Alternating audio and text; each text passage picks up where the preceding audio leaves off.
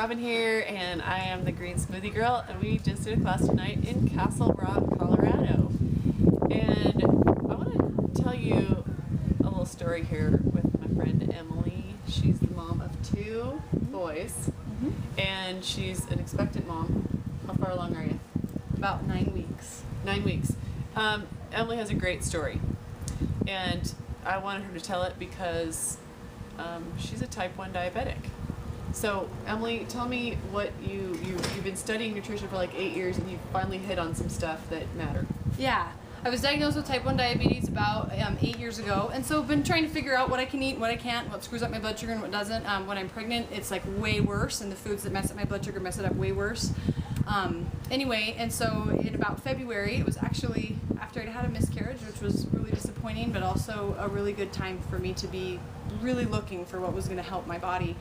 And I stumbled onto GreenSmoothieGirl.com and had some friends recommend it to me, and I started drinking green smoothies, and all of a sudden, instead of this all day long, my blood sugars were more like this. And there's always fluctuation, but I was amazed that after everything I had tried for breakfast, even healthy foods, which really aren't healthy but say they are, would spike my blood sugar, and then I would have a headache, and I'd have to go lie down, and then I would go back down, and then I would be low and have to treat it. And now I can wake up and drink a green smoothie, and then I still have good blood sugar. So yeah, we were talking about how you're saying that pregnancy is a nightmare for type 1 diabetics. Yeah.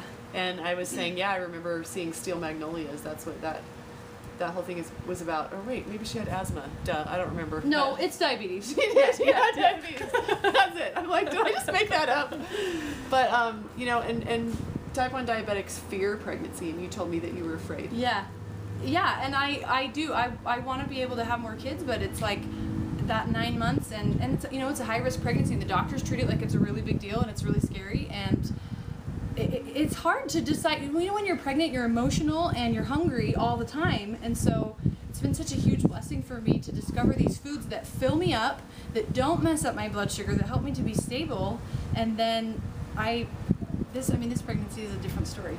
And you told me it's not just green smoothies you're doing. You're doing my granola. Right, And you said really what you thought were good cereals were spiking your blood sugar 200 points. Green smoothies. Cereal's the worst food on the planet, just so you know. And then what about doing my granola? Your granola, I can eat it, I give insulin for it, and then my blood sugar's okay.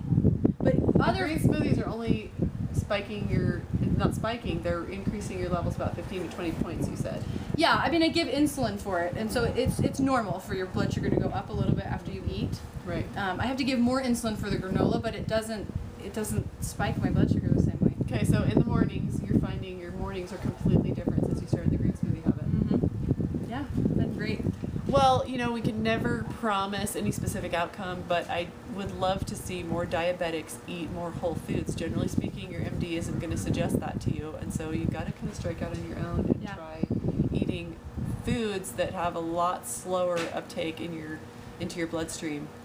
And it's really fun not to feel deprived. That I can be like, I can sit down and have this chocolate beet cake, and it tastes fantastic, and it's not going to mess up my blood sugar, and I don't have to walk past all these treats and be like, not for me, I can't have that. Chocolate beet cake, I love it. I love it, it's the best. Okay, so diabetics, give it a try, see what happens. Use less fruit if you need to. Try sweetening with a little bit of lemon juice and stevia, and more greens, less fruit if you're worried about green smoothies having too much fruit in them. You use fruit in yours though, right? I do, yeah. And I also like avocados in there. I found avocados are kind of a wonder food for diabetes, and they make it taste really good without adding extra sugars. Well, Emily, thank you so much for telling me